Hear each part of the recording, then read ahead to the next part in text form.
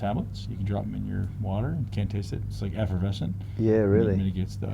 We're about to, where you see that dodgy sort of bench around the corner there, I'm putting a water bar. I want to get a really top level reverse osmosis water system, but I want to get a good one.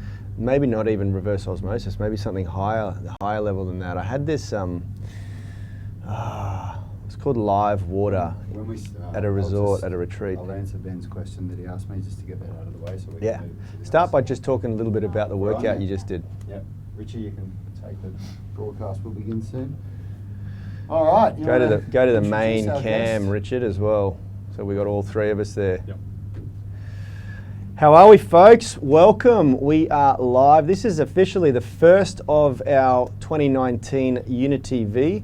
So we're thrilled, very excited, and it's of course the first one that we're doing in our brand new studio. You may have caught a few of the test runs yesterday. It was a bit messy, but we're rolling, and we've got an epic guest today and a great friend of mine, Mr. Ben Pakulski, and we're here. We're going to be talking about mindset because that's something that I know he is absolutely amazing with, and also really just some of his recent experiences. He just went through his paces with a workout with Rad, who I've also got here joining us live.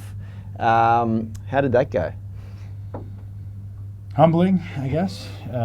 Yeah, I mean, amazing, right? I know that I need it, which is why I was so eager to come and work with you guys. And it's definitely something I've made a bigger piece of my life.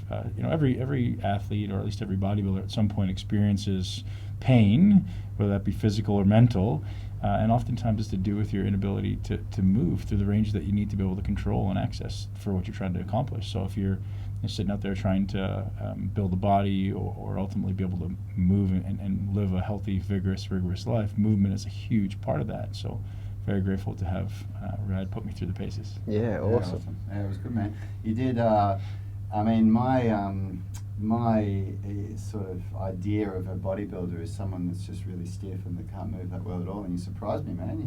You got some good flexibility. You know, and I used to be much better. When I was competitive, I think I was better because it was a daily practice, right? And I made sure that I had control. My thing is not just mobility; it's control of those ranges, right? I don't want to be able to go somewhere that I can't control. So I was very conscious of how do you mobilize and then stabilize and then strengthen? This natural progression. So this was the big reason, the big element of your coaching that captivated me when we first met during your muscle camp was that I had a lot of mates who called themselves bodybuilders, but most of them were very dysfunctional in the way that they moved. And when I watched you moving in that, in even just demonstrating the full range of movement of the biceps and things like that, I was like, shit, man, this dude really knows what he's on about. And you could take your body there. Sure. There was no bodybuilding resistance. itself is dysfunctional, right? That's what it is. I mean, ultimately, you're trying to train an aesthetic, not a function. But Rad and I had a great conversation just a few minutes ago about how these things could and should be a natural marriage. It should be a natural integration, yet nobody's doing it. And I think there'd be a beautiful marriage between what I do and what you guys do. Because ultimately, just because I'm muscular, muscle bound, doesn't mean I have to be that way. It doesn't mean that's part of what it should be. It's like, well, no, if I train this and this at the same time, you should be able to maintain massive amounts of stability and mobility with hypertrophy. Is there a point of diminishing returns? I don't know. Nobody's ever tested it, right? But there's certainly bodybuilders out there who are very mobile. At some point, tissue gets in the way of certain ranges, but for the most part, every range that you have access to, you should have control of. Yeah, I've absolutely. seen some bodybuilders that make me look tight. I've seen dudes that are real flexible. Oh, yeah. What is the guy that used to go up and do the big routine and do the splits and stuff like that? Half the guys can do the splits now. Yeah, but that's really? one range, right? That's not like you guys talk about. That's the idea of I'm going to stretch my hamstring in this plane, but not circular plane, right? Yeah. And that's the difference. The integration of being able to control all those ranges is very important. And that's something that I teach in my warm-up. It's I'm not trying to get you, the idea of a dynamic warm-up to me is ridiculous. Swinging your hip or something like that. People were doing that for a long time. I'm like, that, for me, doesn't prepare you for anything. That's just swinging your leg. What we're after is, how do I gain control of all these ranges, which is go there, stay there.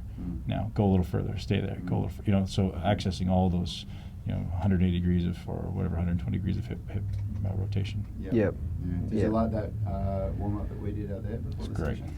Great. I loved it, actually. Yeah. And I know you guys make that available to some people, and that's the first thing I said is where do I get this? How do I make sure that for me, time is of the essence, like of you guys. So if I had a 20 to 30 minute routine that I could do first thing in the morning after my meditation, or a 20 to 30 minute routine I could do before I train, that not only improved scapular and hip mobility, but improves stability, I win, right? Like people don't really, like, as you get older, and you guys are my age, so 35 plus, I think things just start to get a little tight, and I still feel good, but just a little tight. It takes a little longer to warm up. If I had that consistent daily routine that just locked in, like, oh, now my emotions feel better, I don't feel those aches and pains and bumps and bruises that are kind of characteristic of aging.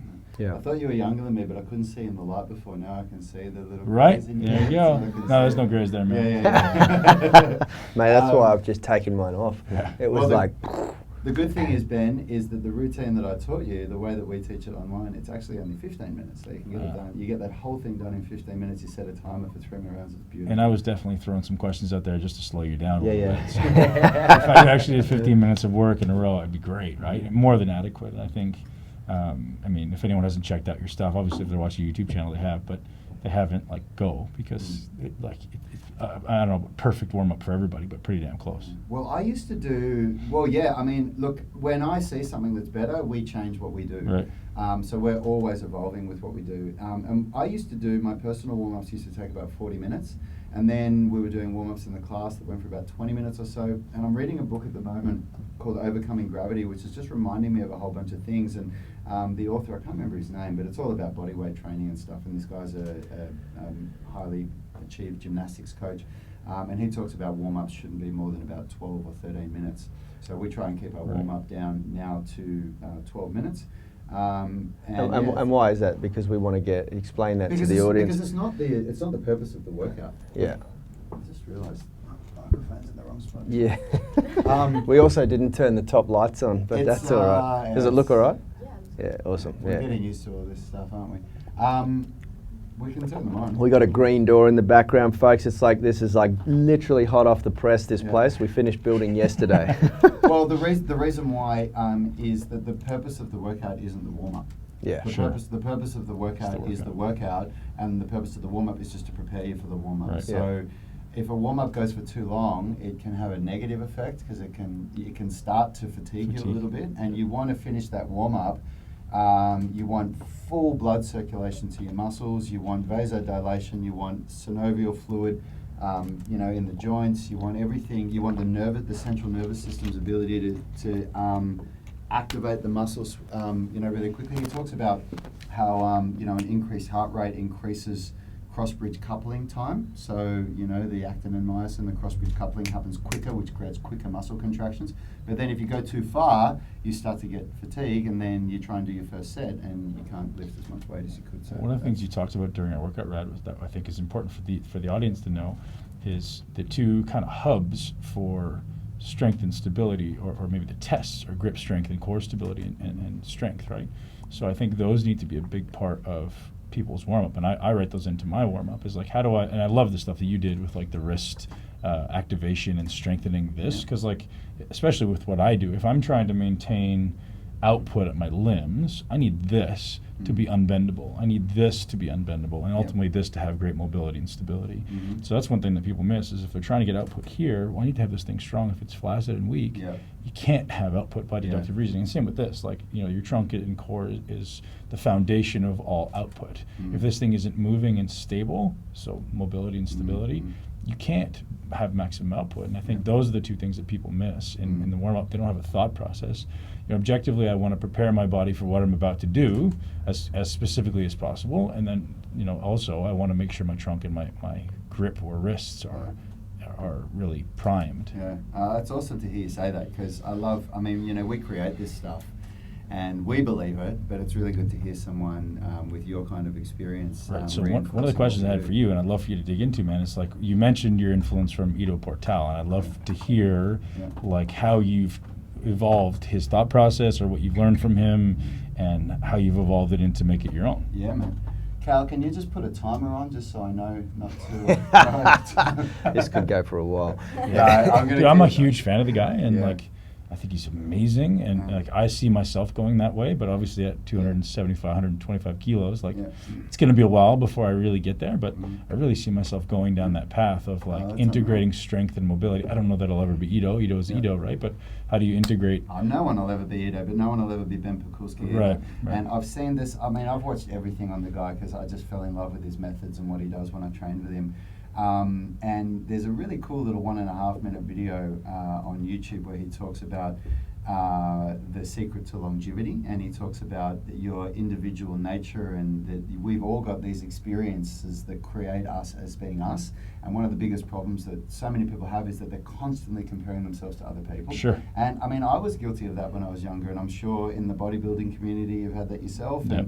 And I used to look at myself and think, oh man, you know, why can't I make my body look like this? And one day you have to just come to this point where you realize, well, I'm me and they're them, and I will never, ever, ever look or be able to do what that person can do because they move just completely differently. You know, it's really amazing. So my experience started, my background is in martial arts, so I'm 40 now. I did martial arts when I was a kid. Yanni and I both did, but I wouldn't accredit it towards who I am now. I'd say I started martial arts when I was 17. That's when I really sort of said, okay, I'm going to do this. I did that probably until I was 30, and I joined the army, got out when I was 34, and then I came back and became a personal trainer again with Yanni, and we were working towards opening Unity Gym. And for the first time I thought, well, I better start learning about weightlifting and stuff. If I'm going to be a personal trainer, you know, I'm going to have to do it. And so I started training with Yanni, and for a year we did, he taught me about bodybuilding and strength training. The little bit that I knew. He passed on to me what he learned from you, and we did that for about a year. And I just by eating well and having protein and creatine and BCAAs, I got from I think 84 to 90 kilos in a year. But it wasn't really for me. I wasn't passionate about it, and I never really gave myself to it. And I started trying to play around with a little bit of gymnastics and stuff, and just wanting to learn about it, trying something new. And I did it for about 3 months, and then Yanni goes, oh, I bought this workshop with this guy, Ido Portal. You should probably go to it if you want to do gymnastics. And I knew nothing about it. I'd never even heard of the name before. So I went there, and he went around the room and got us all to say why we're here and what our background was. And I said, oh, I've just started learning gymnastics. I've got a martial arts background, so I'm here to learn more about gymnastics. And he looked at me and shook his head and said, this isn't gymnastics, bro. It's really funny. So anyway, I did the movement workshop with him, and it was like nothing I'd ever done, man. Like we did these, he taught us spinal waves, you know, like that stuff that I was teaching you in the warm-up where you're learning, and I just couldn't do it. He got us to do these things where you have to, like I can do it now, where you have to move your neck like this, and I was going, I just couldn't move it. I just couldn't get it. No neural connection. There was just no ability. Like I was like struggling to even get a centimeter, and you know, years later I've got, not compared to a dancer, but I've got great movement compared to the average person. And what really, I said this during our workout, what really blew my mind was I was not better at anything than these guys in this room, and I wasn't used to that. I was used to going to workshops and I could always fall back on, I could jump better than these people, or I'm more flexible or whatever, but these guys were just better than me at everything. And it was really amazing for me. It was really eye-opening. And the big message that I took from that was I walked in there a martial artist. No, I walked in there an ex-martial artist and a current gymnast. I was doing gymnastics, and that's what I was doing. Because I was taught through martial arts, you know, you have to train for 5 hours a day if you want to get good, and I could barely find 3 hours. So I would reject everything else. If there was something that I would have benefited from that Yanni could teach me, I rejected it because it wasn't part of my martial arts training and I didn't have the time for it. And Ido talked about the idea of dogma, and of one of the hardest things that you'll ever do as a practitioner. He calls people practitioners. You're a bodybuilder, but you're a practitioner of you know, being a bodybuilder, or you're a dancer, whatever it is. And he spoke about this idea of freeing yourself from the dogma of your practice. So the dogma being other people's beliefs. So the dogma in Kung Fu is you don't do boxing and you don't do jiu-jitsu because Kung Fu is a traditional martial art and it's better because of X, Y, and Z. And you certainly don't do gymnastics or whatever because it takes you away from your practice. And I walked out of there going, no, I don't need to be a gymnast. I can just be a mover. So I can actually still practice a little bit of my martial arts and a little bit of what I've learned from gymnastics and a little bit of what I've learned from weightlifting from Yanni, and I can do that, and that's okay. And that was really weird. It was a liberating experience for me. I was like, wow, I don't have to be one of these things, you know? So how much, back to your question, how much influence what we do now? Everything. It made me come back and question everything that I did. And I spoke to Yanni at the time. We were running programs. We were either running fat loss, strength, or hypertrophy programs. And it was, what do you want to do? Which goal do you have? This is the program that we're going to do. And we wrote personalised programs for people, but you came under one of those three categories. We pigeonholed people, Yeah, you know. you either wanted to lose fat, you either were here to lose weight, build strength, or build muscle. And I spoke to Yanni, and I didn't know the answer, but all I knew was I just had this strong feeling in my heart that what we were doing wasn't right. And then we went over, we decided to go and train with a good friend of ours who I went to school with, Aaron McKenzie. Check him out after this. He's unbelievable. He's just over at Bondi. And he's been doing this kind of stuff. He opened his gym 5 years before us, and he became a personal trainer 5 years before us. So he was just a little bit ahead of us in his career. And we went over with him, and he took us through a warm-up that was similar to what I took you through. Different, he's got his own way of doing things. But he took us through this 15-minute all-over body warm-up, and then we did strength training. And we'd never done that before. We'd never, like, normally stretching is this kind of thing where we used to tell our clients, look, you should do a little bit of stretching before your workout. But there's no emphasis placed on it in the hour that we're training people. So if you don't place emphasis on it, the client doesn't place emphasis on it, and they just never do it. And we came back going, wow, maybe we could come up with some kind of warm-up that we do for 15 minutes that everybody does in the class. And that was the birth of it. Again, back to what you said about how much of Ido has influenced this. What he does is, in my experience, he does movement, and some of the stuff that he does is so radical and different to anything that anybody else is doing that if we try to teach it, I think so at that extreme level that we spoke about, you know, you've got mainstream, you've got unique or innovative, and then you've got extreme on the outside. And there's a extreme in that direction and an extreme in that direction. There would be an extreme mainstream, you know, like right. I only do something if there's 10 years of scientific literature about it, and you know, if it's not been peer reviewed by 1,000 different people that are you know in good journals, that's like extreme that way. And then there's Ido extreme, you know, like that's sort of there's a lot of people like that, but yeah. I mean it's like some of the stuff that we didn't do that I've learned from Ido is all the crawling and moving along the ground, and even different ways of hanging, like brachiation, where you're swinging around on the bars and it's got nothing to do with pulling. It's just swinging and hanging and rotating around. And I mean, that's just one tiny element. Like the depth that he goes into this stuff is on another level, man, like beyond my understanding of it yet, because he's been researching it and been obsessed with it for a lifetime. But we drew back a little bit from that because what we identified, the majority of what people need, and even ourselves, is strength and mobility.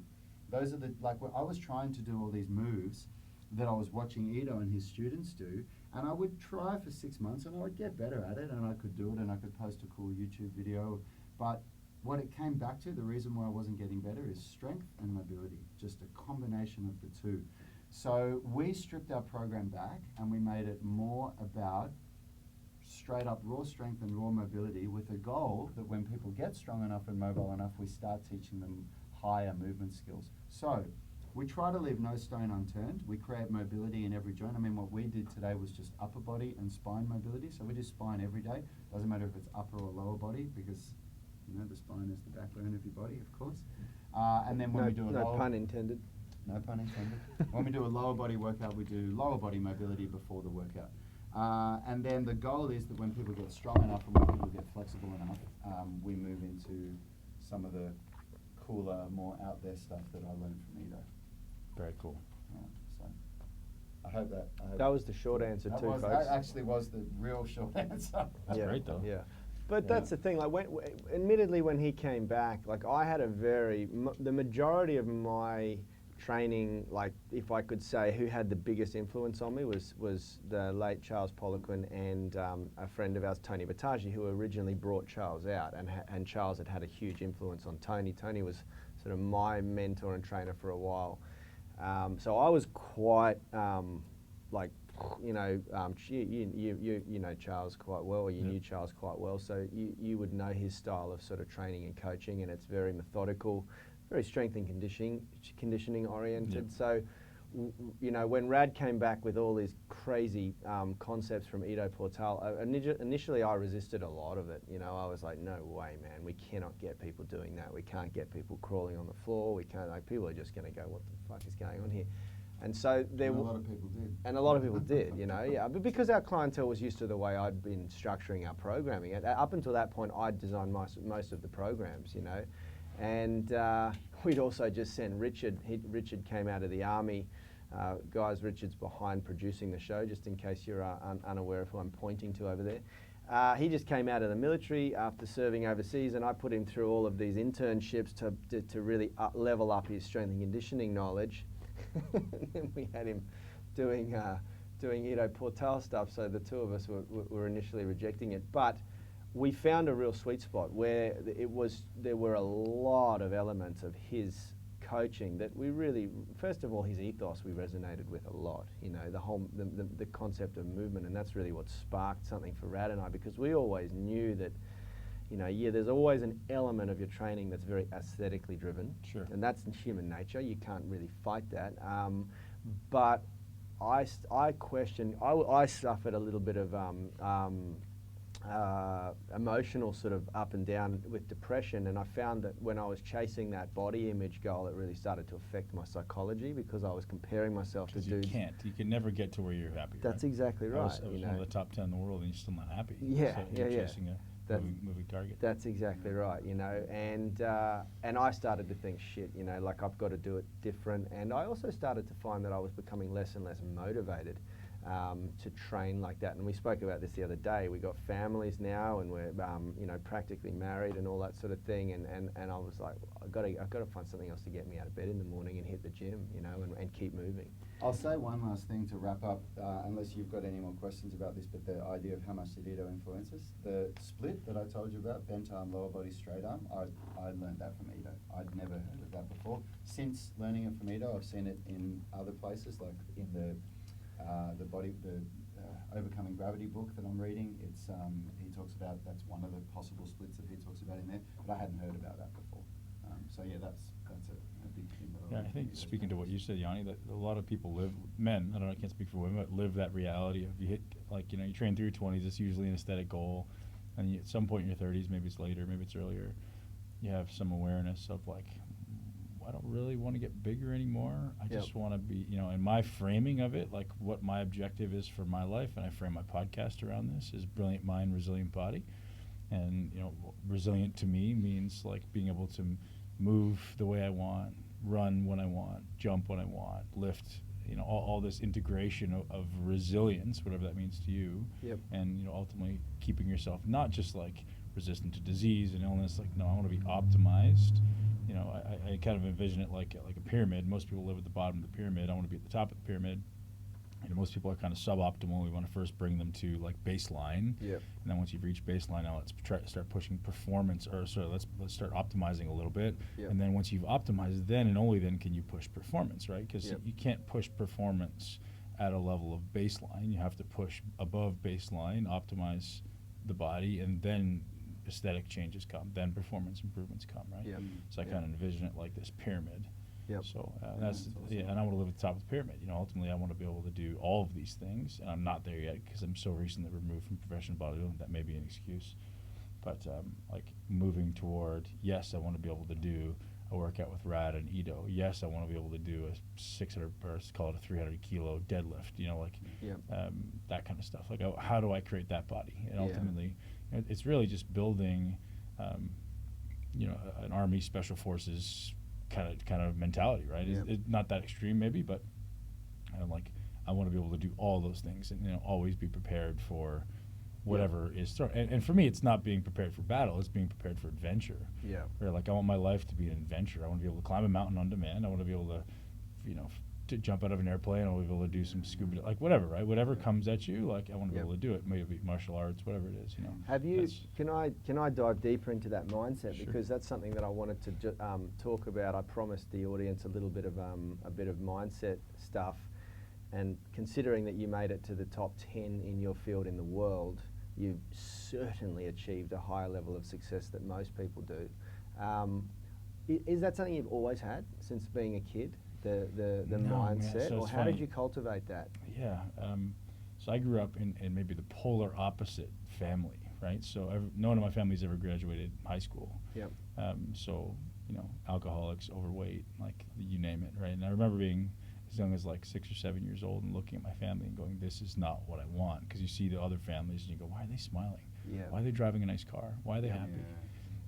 So I remember the awareness at that young of age, and I just, something clicked for me, and I really didn't start taking action on it until I was maybe 13 or 14, where I started being active and getting fit. And to be honest, the reason that I took that attitude was because I really felt like I was a lazy person. Like when I was a kid, through my teenage years, I was fucking lazy. Like everyone else was doing things, I just didn't want to do it. It was very hard for me to pull myself out of the chair or pull myself out of the couch or whatever it is, because I was so unhealthy. I believe, looking back at it, I was so unhealthy as a kid. Like I ate like shit, and a lot of people do, but like I had no vitality, I had no energy. I didn't get outside. We didn't take vacations to the beach. I didn't go out on a boat. Like I lived inside. I played fucking video games and I watched television. Like that was my reality as a child. But that's all I had around me.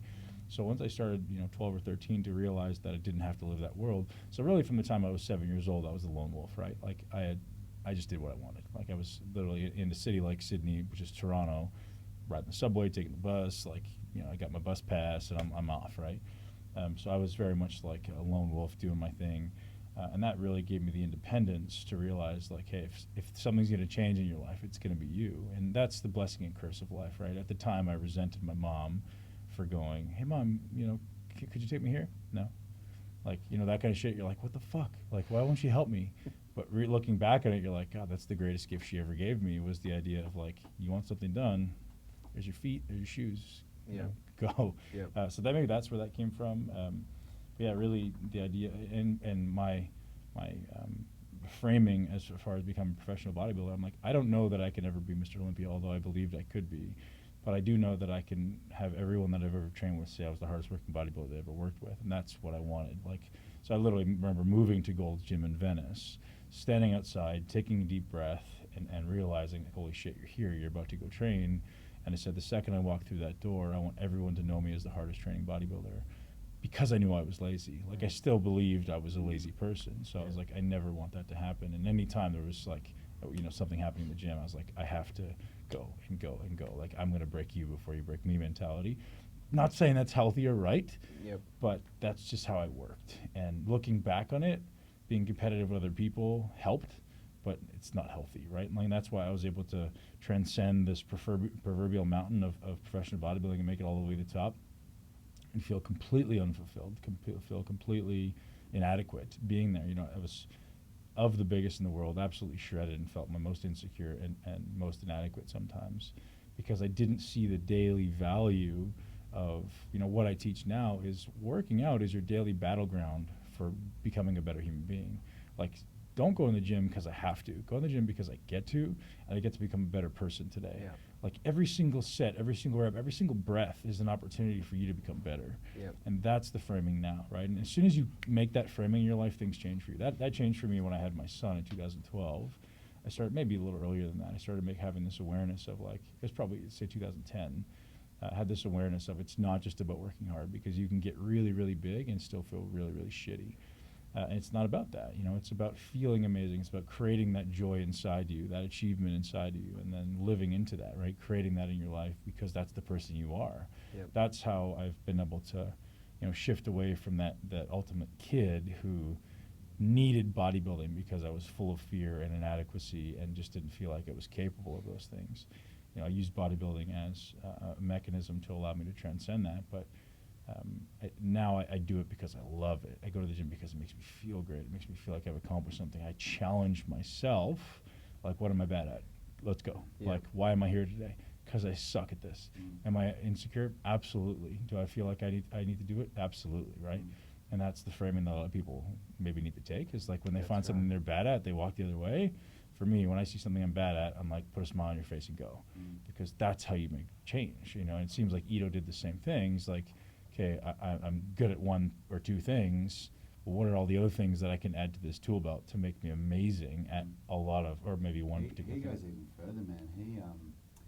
He says this, like, before you even master something, before you get to that point of mastery, stop it and start something new. Because he talks about the biggest opportunity for growth, which Yanni and I and Richard absolutely agree with, is doing the things that you can't do at all. Completely. Because when you think about it, like, I mean, if that bottle represented all the skill that you could ever achieve in hand balancing, and maybe like down here is being able to do a handstand, and up here is like a one-armed handstand, and then up here is all the amazing one-arm handstand positions. Like, the time that it takes to get to that point there is probably half the time that it takes to get from there to there. Right. You know? But what's the point of working so hard at something to get such a small return on it? And I'm reciting Ito's words here. He talks about the idea of taking on, which we talk about a lot here as well, Shoshin, the beginner's mindset. It's a Japanese word, which refers to being the beginner and always just accepting that you're the beginner.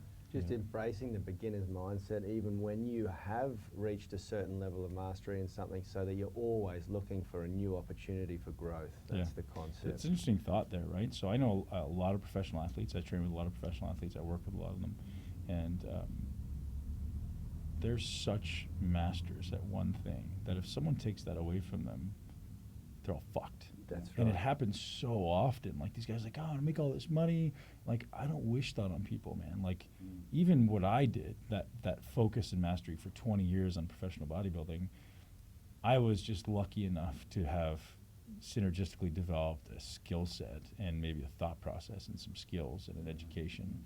But most people don't. And they get to, our age, 35, 40, whatever it is, and they go, fuck. Well, I have to learn everything. Everyone else is learning it at 17, and now you're 40 and you don't know basic life skills. Yeah. That's the problem with mastery, right? Because you spend so much time moving the needle that much. And then all of a sudden everything else in your life has to, like you said, 5 hours of kung fu a day. Like, if you want to become a master, it's probably even more than that. It is. It is more than that. Yeah, and then what, right? And then what if something you realize, like, I break my leg, or I'm, like, and that's the same in bodybuilding. I realized that very early. One injury, you're done. Like, so in 2008, I just turned pro, and I had a contract given to me. They said, hey, man, we really want you to be our athlete. I threw out some absurd number of how much I wanted, and they said, done. And I was like, fuck, I'm set. This is great. Like, I'm like, this is amazing. 5-6 months later, they pulled it. And I was like, because you're living the lifestyle, right? You're like, oh, I'm going to have this forever. I'm great. They pulled it. All of a sudden, you're like, fuck, they can just do that? Like, yep. I was like, oh, so now I need to have other things here. Just like, that was a hard lesson for me at the time, but at the same time, a beautiful lesson, right? Yeah. Like, now you need to realize that just because you're making money doesn't mean you have anything. Yeah, they've got you ultimately, where they want you. I love what you said earlier on as well about you don't go to the gym because you have to. You go to the gym because you want to. Ah, yeah. I love that. The framing is so important. That's a privilege, and that's exactly right. I think, and this is something we try and teach our guys here. People come, they walk through the door, and they mentality for some reason that they're here to beat up the body that they dislike, with some hope that eventually they'll achieve something that they like. Well, let's talk about that, right? So I teach that, right? So when I grew up, I trained angry. We've all trained angry. Yeah, I'm pissed. I'm gonna crush it. I'm gonna kill this workout today. No, you're not, right? So what I'm training my clients to do now is we're indoctrinating joy, happiness, and achievement. Yeah. So, like, when I'm going in to do my hardest set, I'm not thinking about who am I pissed off at. I'm not thinking about gritting my teeth and grinding it. I'm thinking about I'm bringing a time into my life, or back into my brain, into my nervous system, when I was happy, when I was joyful, when I had a sense of achievement. I'm bringing that back into my nervous system and then going to do my set. So now I'm anchoring that feeling of joy, happiness, and achievement into my body every time I walk in the door. And that's ultimately what I teach my clients to do. The second you walk in the door of the gym, you're anchoring yourself to the person you're going to become when you walk in. So who is that? Who is that person you're creating? The second you walk in the door, every time you pick up that weight, like I literally teach mindful training, right? So like when you physically reach down to pick up the weight, stop, put your hand on it, breathe. And who are you becoming? Bring something into your nervous system. It's not anger, because then if I anchor anger, guess what happens every time I pick up that weight, or every time I contract that muscle at home, or every time I look at that muscle? Anger, inadequacy. That's exactly. Oh man, I just got goosebumps. That's like exactly what I wanted to talk about today. I'm doing this mindset coaching course that we're building out online, and it's all about recognizing when you set a goal, recognizing the person you want to become, and really getting a clear image of what that person looks like, what that person acts like, how that person thinks. You know, I talk about the diet being more than just what you consume for energy and nourishment.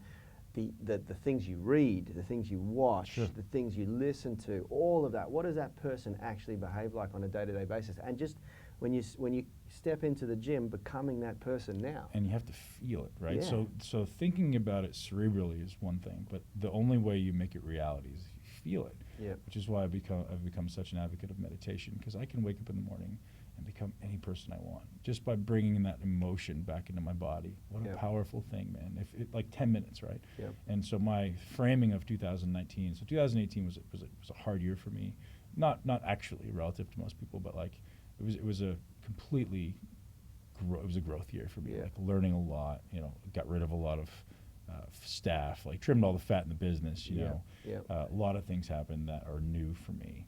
So my framing of 2000, so I felt like I was almost playing catch up. So my framing of 2019 is demand excellence. You know, that's for my business, online, and gym, demand excellence. So all my team, every meeting on Tuesdays, we're talking about how can you demand excellence, and maybe what does that mean to you? What does it mean to you to demand excellence in the gym? What does it mean to you to demand excellence in your relationships, in your finances, in your hygiene, your personal care, and your diet? All of those things. What does it mean to you to demand excellence? And to me, that's just like the highest standard of expectation for yourself, right? So what does that look like? And can you frame that every single morning when you wake up? And you know, we're only 15 days into the year now, and it's an amazing shift that can happen to your psychology almost overnight. And it takes a couple days for you to really like lock it in, because it takes creating that constant awareness of what does excellence look like. But that's what I'm doing, and I encourage everybody to jump on the kind of movement in 2019. What is excellence? And that's everything, right? In the way you speak, in the way you communicate with people, your relationships, the way you love somebody. Like, what does it look like to love somebody with all of your heart, with conviction? And that stuff is ultimately what's going to change people's lives. You know, the mask that I wear is this guy who's teaching people to build muscle, but ultimately the reality is, like, building muscle is bullshit. Building muscle is all this external avatar, right? What we're all after, whether you want to build muscle or whether you're trying to make money, we're all after some degree of accomplishment. We're all after a feeling. We all want to feel great, right? We want significance. We want to feel fulfilled. And if people can realize that, they can bypass the bullshit of, that I have to be 30 pounds heavier, 30 kilos heavier to be. No, you don't. You're already there, man. You just have to realize that every day is your daily opportunity to be the best version of yourself, and that is the changing of the framework that people need to create in their mind. It's brilliant. I love it. Yeah, and it's that idea of consistency and frequency that's going to produce those results. Like everybody wants it now, and I mean, this is what I struggled with when I was in my 30s. Like, you talk about the different person that you were. Like, when I was in my 30s, I was partying and doing drugs and drinking and training all the time, but just wasting a lot of time on the weekend, and just getting nowhere really compared to where I am now and what I've achieved in my 30s from making this big change, and just really understanding that it's consistency and frequency.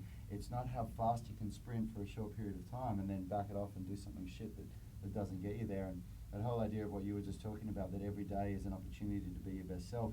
And if you approach every day like that and create frequency in doing that and consistency of doing that over time, man. And it's the 80-20 principle, right? It's like do 20% of the things that you think you should be doing. Like, find those things that work best for you. And it's different for everybody. I think we could probably make generalizations as to what everyone probably should be doing, but it's different for everybody, man. What fulfills me might not fulfill you, and find those 3 to 5 things that you need to do every day that make you feel fulfilled, make you feel accomplished, and allow you to bring that joy to the world. You know, the guy that we brought in here today, a great friend of mine, he's this amazing, we talked about manifesting, he's this amazing manifester because... Mick? Yeah, Mick. Yeah. And it's not anything miraculous that he's doing. The reason he manifests is because he's so full of joy that when people are around him, they're like, fuck, that's infectious. I want to be like you. Yeah. You know, he's so confident. He's so full of joy. He loves life. And people go, whatever that guy's going, I'm going to follow. Yeah. You know, like whatever he's eating, like I'm going to eat that. You know, because they're like, oh, there's something magic in the water. No, he just fucking creates joy in his life, right? And that's the infectious reality of his life, and the idea of manifesting. Like he brings people into his life every day, and just because everyone else ultimately is trying to bring that joy into their life, he's already got it, and they're like, I want that Kool-Aid, you know, whatever that is. So you know, whoever's after these things, like, realize it's just a matter of creating it in your mind first. Like, bring it into your nervous system. Be a joyful person. Be a happy person. Be someone who can bring that feeling of achievement back at will, whatever that is for you. And your life will change, because the people that need to show up will show up, right? The people that want to help you will help you. So it's, I mean, very interesting you say that. There's something you said something to me many years ago when we first met that completely changed my life. You wouldn't have known this, but when we were out, I think we went to the Ivy Pool Bar and we were chatting. I wouldn't couple go of glasses to a bar, of Yanni. wine. Come on, man.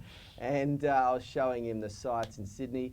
And you said something. I was actually going through a really tough time at that point in my life. I'd broken up with a really long-term girlfriend, and I was dealing with the psychology around that and everything. And there was one thing that you said to me that completely changed my life, which was, I was talking about, you know, finding a new girlfriend, and you said, stop, don't look for a girlfriend. Make yourself, you know, don't look for a 10 out of 10. Make yourself a 10 out of 10, and 10s will dive at you, you know. They'll flock. Yeah, they'll flock. And I really took that to heart, and I went back, because I had, you know, been on this quest to find, I was like, you know, just so wanted to settle down with the right person and find the right person, and I completely backflipped and just went really internally and started to analyze who I was as a person, how I showed up, and just worked on myself. And it's phenomenal, the difference that made to my life. Everything had a snowballing effect to where we are now. I'm marrying the most beautiful woman in the world. Well, the funny thing and is, I've got 2 beautiful children, you know, we've got a thriving business. It's just phenomenal. So that's one little comment, and it's sort of in aligns with what you're saying there. You the know? funny thing is that Kalisha actually did the same exercise, but unfortunately she ended up with you. So it doesn't always work. Doesn't always work out, yeah. Right. She So got a 9. There's another lesson there, right? It's like, and I teach this to everybody. I sit down most mornings, maybe 3 or 4 days a week with my kids, and we talk about happiness. And you know, most kids, my kids are 5 and 7, think that happiness is a toy, happiness is a cookie, happiness is all these things outside of yourself. And you know, I realize that human beings, and you guys get this, always are trying to accomplish, we're trying to acquire, we're trying to transcend, or we're trying to, you know, ascend this proverbial mountain, right? We want to accumulate muscle, we want to accumulate money, whatever it is. We all want the things outside of ourselves for that instant hit of happiness.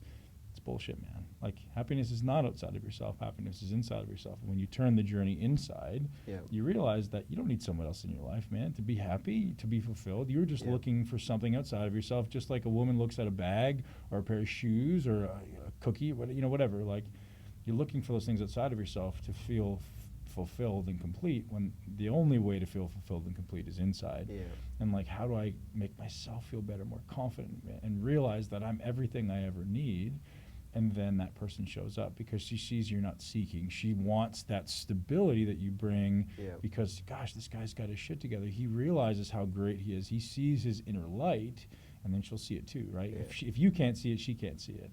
And that's the beauty of life, man. It's like, stop looking outside of yourself. You know, I've got to the top of the world in the most egocentric sport known to man, and it's because I needed it. I needed the punch in the face to realize that lesson. You know, there were so many times when I was standing there, and like, my fear and my inadequacy just grew the bigger I got, and the closer I got to the top of the world.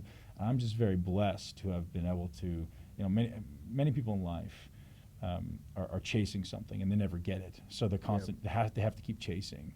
Like, oh gosh, and once I get it, I'm going to get there. Once I make the $1 million or the 100 million, whatever it is, once I get the muscle, it's fucking bullshit. It doesn't matter.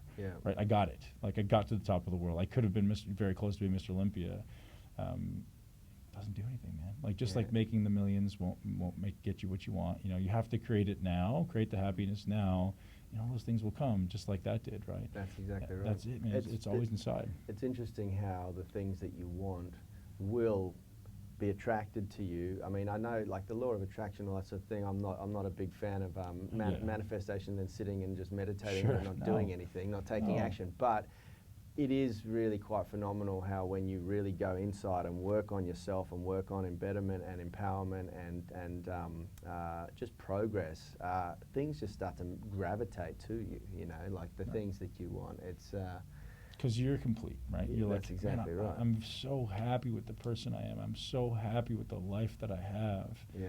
All of a sudden, those things around you just like start to get better. You're like, Yeah. oh, Wow. like I'm so happy. Like if you're not starting with your day with a gratitude practice, I don't fucking open my eyes until I've been grateful for 3 minutes. Yeah. Like my daughter sleeps beside me many nights. Like she'll crawl in bed with us, and like I can't possibly open my eyes until I reach over and I have the biggest, kid smile on my face and go, holy shit. Yeah, yeah. I'm the luckiest man in the world. Thank you. Yeah. Like in my and I teach that to my kids every day. It's like, I'm so thankful for, I'm so grateful for, and you just keep doing it and doing it and doing it, and the circle grows, So I do 3 minutes. Try doing that for 3 minutes, and it's just like, I'm so thankful for this. I'm so thankful for this. So you end up getting, 30 to 50 things in 3 minutes, and it's just like boom, boom, boom, boom, boom, and then your brain just goes, holy shit! Like I've got so much around me. That's awesome. Yeah. Rather than waking up and going, fuck, I got to pay bills. Fuck, I got to check my email. I got a job. Like, man, yes, Big like time. yes, you have bills. That means you're accomplishing them. You're able to pay them. Yeah. I have like a $30,000 a month net payroll. Like, fuck, that's a stressful thing. But I'm like, I get to. That's a pretty cool thing. Like, That's right. yeah. So you be grateful for that stuff. Yeah, man. It's always just how you frame life, and we can create a great life, or we can create a stressful one. And there's always, don't get me wrong, I'm not perfect. It's always an ebb and flow, right? There's days where like, oh, I need to get back to my gratitude and meditation because things just go better, man. Things just go better. I do exactly the same. I do it morning and evening actually because I find it's a really nice way to move into a parasympathetic state before you go to bed and switch off the stress mechanism. DHA production in the body gets rid of all the cortisol. You know how it works. But I also am a big fan of affirmations, positive affirmation and stuff like that in the morning. My morning routine is starts with a gratitude, freezing cold shower, just to really stimulate the body. Man. Really? Yeah, awesome. Then 30 seconds. I just stand there for it's only 30 seconds, but I'll stand there for 30 seconds, and just absolutely. I do exactly the same. I try and do a minute. I just started doing the cold showers Really? a couple weeks ago. Oh man, I love it. I can't live without it anymore. Yeah. It's like the first 5 seconds, it's actually that hard. Yeah. You go, wow, like that, and then you go, ah. And then when you get out, you're like, whoa. It is summer though, so we'll see what it's like in winter. Yeah, it's very different in It's winter. very different in Very winter, different. But it's still so good. Like it really is. And then I go out and I do my. I only do 5 minutes of meditation. I'm still not a master at meditation by any means. There's an app that's been life-changing for me, man. It's like I've meditated for 10 years, but 10 minutes. Sam Harris, if you don't know who Sam Harris is. Yeah, I know who Sam His Harris app is is. called Waking Up, and I'm not affiliated anyway. Like it's just amazing. So to Yep. do 10 minutes, and he's got 50 or 60, maybe more than that, daily 10-minute meditations, and he's just so great for a beginner at teaching you how to actually get into a meditative state, like telling you exactly what to focus on. It's just, and he's got a brilliant progression built in. It's just perfect for someone waking up. Waking up, Sam Harris. If you don't know Sam Harris, man, like listeners, Sam Harris is he's amazing. Yeah. One of the most brilliant people on the planet. And that brings up a topic that I love to talk about. And I think we talked about this when we went out to dinner.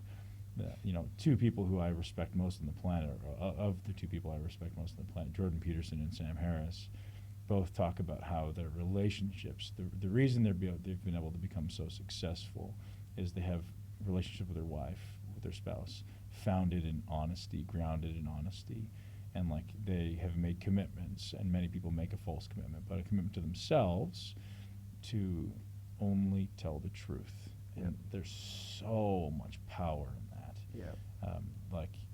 Gosh, living on a ground that's stable and is truthful is, I think, it's my next phase. It's like, because we all tell little white lies, or we soften things a little bit. Like imagine having a life that was grounded in truth exclusively, and having the people all around you know that. So I think that's challenging at first because people don't always want to hear the truth, but then don't ask. Yeah. You know, I think the right people will come to you who are like, the only way you can get better. Yeah. The only way you can get better is you have someone that's honest. Yeah. If you have someone blowing smoke up your butt all the time, you don't change. Yeah. You don't get better. If you're always, you know, just to use Jordan Peterson's term, like swiping the dragon under the rug, it's going to grow. It's going to feed it, right? It's going to grow. Absolutely. And all of a sudden, oh shit, there's this huge problem, but we didn't tell each other the truth on it because now it's this big, and all of a sudden marriage fails, right? Honesty has to start with the small things like, hey, I didn't like that you did that. Like, hey, I would appreciate if you helped me with this. Like, those small communications that are the hard ones, those are the ones we need to have. So have you read 12 Rules for Life? I haven't read 12 Rules for Life, but I've read... Jordan Peterson. Yeah, I've read Crucial Conversations, which was a brilliant book. Who's that? Oh God, I think I might even have a copy of it up there on the shelf. He was a co-writer on it. Yeah. Yeah, he's a co-writer. Oh. He's involved in this. That's Patterson. Oh, Patterson, Yeah. not Peterson. Oh, okay. This is it's basically That's just very cool. just Great book.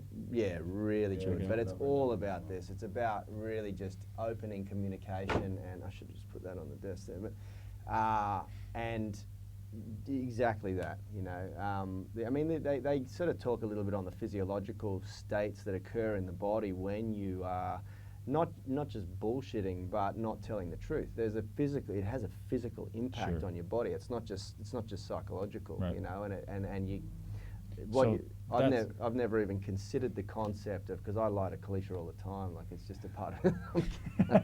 Well, you probably do, but it's not like No, harmful yeah. lies. Yeah, It's that's always right. like with a positive framing. Yeah. Like, oh, you know, yes, let's That- just that trying to new- that appease, new right? bikini does look good, okay? Yeah, well, no, it's always little stuff like that, Yeah, right? It's yeah, like, that's yes, right. babe, I love these Brussels sprouts. God, they're fucking terrible, right? Like, and it has to be honesty because Yeah. she can't get better, you can't get better if it's not grounded Yeah. in honesty.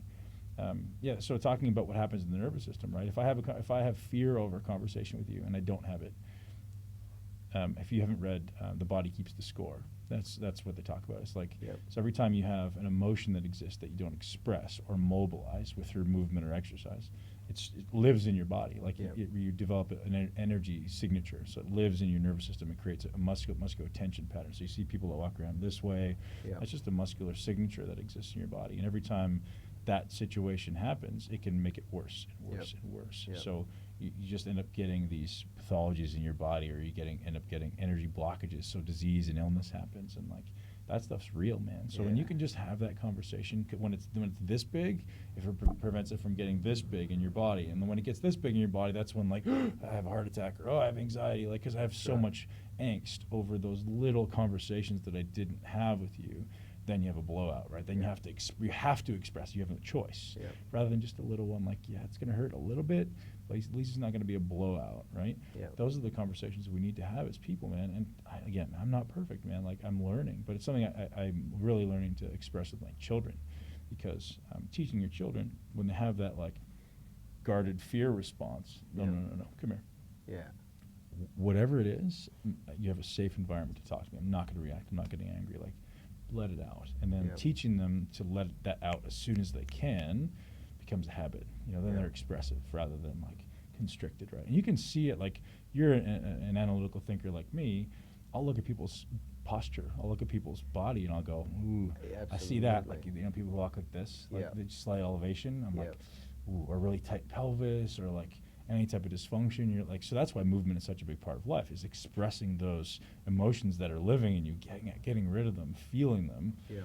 It's a big part of life. So you get it, man. You see somebody standing there, you're like, I'm not going anywhere near you, whether it's conscious or otherwise. Like, we all do it unconsciously, right? Yeah. When you look at somebody's beautiful posture, their beautiful physique, we associate it with a strong mind, because their mind has to be strong for their body to look that way. Yeah. You know, if they have a weak mind, you can see this kind of stuff happening, or the arms don't swing as much, or the sway changes in their movement. And that's why human beings unconsciously are so drawn to movement and exercise and athletes, because that is a strong representation of a strong mind. Yeah. I love a quote from Arnie. He says, the thing about a good physique is that it doesn't lie, and so when you walk around with a good physique, Yep. everybody can Knows. see that you have a good work ethic and that you're a disciplined person and that you do it, because you can't look that way not disciplined and you Right. don't have a good work ethic. That was one of the coolest things about being a bodybuilder that people don't know, right? Is like you walk into any room, respect, Yeah. instant. Like the perks, it's crazy. It's like you're a celebrity, right? No matter if you are or not, like you're getting bumped to first class, you're getting free meals, you're getting like anything you want. People just take care of you. It's a conscious or unconscious, just respect, right? People just and like it's not something I talk about a lot, but it's there. Like there's no question that bodybuilders get privileges that other people don't. So that's like a side benefit, I guess, but that people don't think about. But it's certainly an amazing thing when you look at somebody who's got one of the best physiques in the world. Like they get shit that normal people don't, Yeah. and that's a draw for people who lean toward bodybuilding. It sometimes keeps them there, but it's an interesting thing how human beings are always just judging unconsciously. This is something that that we should just I'd like to finish on anyway, because not many professional bodybuilders that achieve the level that you did make a conscious decision to stop. It's usually a forced decision. Sure. And I think that's a really big deal, and it's something that you should be acknowledged for, because of exactly what you just tipped on. Like, it's a very hard lifestyle to give up, to just one day say, you know what, this isn't for me, I want to focus on these areas of my life, and you give up a lot. If it's not just the physical like size and I mean, there's certainly egos attached to that, because you're like, boom, I'm one of the biggest and strongest people in the world. The perks, the lifestyle, all of that sort of stuff. And is that something that you would care to go into a little bit? Oh, I'd love to. Like so first of all, speaking to it, like when I retired from bodybuilding, I decided I wanted to lose a bunch of muscle. Like I'm going to get small, I want to get healthy. So for my decision to leave was health, right? Like my health was perfect, but I want to keep it that way. Yeah. And I was like, okay, I want to lose a bunch of muscle. And then I started to lose a bunch. I mean, I lost 60 pounds, so 25, almost 30 kilos, and felt great and felt amazing. But people were like, oh, what happened to him? Yeah. So unconsciously, I was like, oh, well, like I need to start training more. So I ended up putting another 10 kilos back on, just like training hard again. And it wasn't like I just went from training twice a week to training 4 times a week, and all of a sudden, bang, because your body just remembers it. Yeah. So I'm still fighting that battle too, man, because you do lose that little bit of like immediate respect that I've been used to unconsciously for 20 years. Yeah. Yeah. Like, okay, so like truthfully now I want to get smaller, but I realize now it's not necessarily even smaller. It's just like I just want to be lean all the time. Yeah. So that's the new quest, is like how do you live 8% body fat or less all year round? Which just started for me January 1st. Like, let's start winding this down. And what does it look like to live at under 8% and not be neurotic about your health and fitness? Not be neurotic about your nutrition. Yeah. Like, I don't want to be neurotic. I don't want to be weighing shit anymore. I did that for 20 years. Like, how can I eat really, really nutritious, healthy foods in adequate amounts that nourishes my body and still have, be lean enough to feel great? Yeah. Yeah. So that's part. But speaking to why or how I retired, 2012, I was on top of the world, man. Like probably when I was here, right? Yeah. I was, just finished 4th place at the Arnold Classic, qualified for the Mr. Olympia. For, second time I qualified, first time I'd done it, and people are like, man, keep going. You're gonna be the next Mr. Olympia. And I believed it. Like nothing in my mind was. That's the thing with me from day one is everyone goes, you can't do this, man. Like you don't have the genetics to be a bodybuilder. Everything, and there wasn't even like an inkling of doubt in my mind that I was going to be a professional bodybuilder. There was never an inkling of doubt in my mind that I was going to be Mr. Olympia. I will do whatever it takes to get there. Yeah. And I knew I was smart enough. I knew I had the people around me. I knew I had the work ethic. Like whatever it's going to take, I'm going to do it. And I'm so blessed that I was sent an angel, right? I was sent my son in 2012, and he allowed me for the first time to have a little bit of perspective on life. Because in 2012, man, I was single-mindedly focused on being Mr. Olympia. Yeah. Nothing else. Like anyone that came into my life, it was literally the conversation like, this is who I am, this is what I do. If you can make that better, I would love for you to stay, because I will make your life better. If you can't make that better, or if you're going to hold me back, there's the door. Yeah. It's literally that clear. And I wasn't ever malicious about it, but like you asked my wife, I had that conversation with her. I was like, if you can make this life better, fucking awesome. Like we didn't go on a date for 8 months. Like we just went to the gym and came to my house, and like that's it. But she just, Kind of like the conversation we had about business. Yeah. Well, he has to be, right? Like this is who I am. This is what. Anyways, if you want to be the best at something, you can't be sidetracked because you'll fail. And then she fell pregnant, we talked about, and my life changed, you know. Nothing else in the world, literally nothing else in the world, short of having a child, would have pulled me off track. And even after the first one, I was like, I can still do this. Like, I can still be Mr. Olympia. I can do that with his son, right?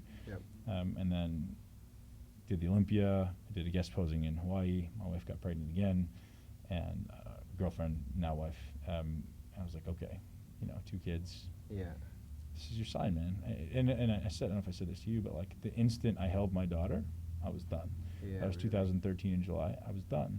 I had this rush of emotion. So I you know, briefly mentioned my childhood, and I don't want to go into that stuff, but I never felt loved as a child. Like, I didn't know what love was.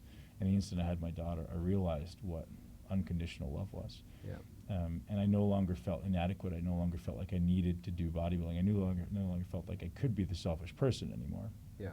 So that's really where it started, man. And I still continue to compete for 2.5 years after that, but only because I just didn't want to leave with regrets. Yeah. And I you know, made up my mind that I was going to retire at 35. I made up my mind before I'd ever got my pro card that I was going to retire at 35, because I knew that once you start pushing it as a pro, like you're hitting those top levels and you're starting to win shows and really place, you've really got a 5-year shelf life of health. Yeah. Beyond that, I could have pushed for another 5 years, but my health would have started to deteriorate. Yeah. So I was like, okay. So once I hit 30, I was like, all right, let's go. 35, I'm done. And that's just literally the way it worked. And I felt so great about leaving bodybuilding, because my greater purpose was being the best dad in the world and creating an amazing business where I could impact other people. And you know, it's been easy. People ask if I want to go back. It doesn't even cross my mind, man. Yeah. And intentionally in 2016, I did 5 shows. Because I was like, I want to let it out. I want to get it all out, man. Yeah, I want to get it all out, do as many as I can, know that I've left my best, play with some things, experiment with some things, learn some things so I can pass on the wisdom. And that was it, man. I mean, I'm completely okay. I will never go back to professional bodybuilding. Yeah. I just don't need it anymore. Like, I don't have that internal need to be externally validated. It's just not there. Yeah. So, and Now you've got so much time for calisthenics. yeah, man, let's get some mobility. Sorry if that was a long-winded answer. But No, that was yeah. absolutely No, man, awesome. that's awesome. Look, in all Honest. honesty, this is the thing. You won so much respect from me just for the sheer fact that you made the decision to do it, and it's hard to step away from something like that, and I respect that immensely. I was at my peak, man. I was getting better. This right? is exactly right. Yeah, I was you know. continuously getting better, but I lost that purpose. You know, when I would go into the gym in 2012 and prior, I had a purpose. Like, Yeah. I knew I was going to be Mr. Olympia, and I was just driven. I'd run through walls, right? Yeah. And after having my children, I'd go to the gym and go, why am I here? I'd so much rather be at home loving them. Like, Yeah. why am I here? I would say, Yeah. like, I opened a Palace, right? I opened a gym, which is, you know, at the time Yeah. was considered one of the best, maybe still is one of the best gyms in the world. And I built it to my specifications. Like, every piece in there was exactly what I wanted. Everything was designed the way I wanted. Yeah.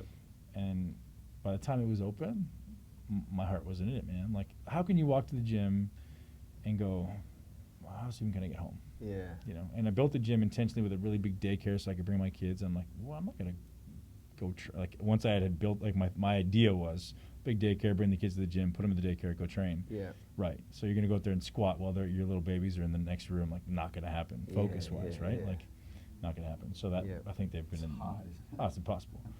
So I was like, forget it. You know, I don't need this anymore. So let's Yeah. build something else that's great. Awesome. Yeah. Awesome. And that is your MI40 Nation and the MI40 program. What else are you working on at the moment? I'm doing a bunch of things. So the whole first half of 2019, I'm going to be on the road doing seminars. Yeah. We're basically doing a world tour, myself and Dr. Jordan Shallow. Who's an insanely smart guy, by the way. If you don't know of him, look him up. I had a conversation for about 15 minutes out there, and we could have sat there chatting all day. Amazing. So we're just doing the world tour for the first half until basically mid-June.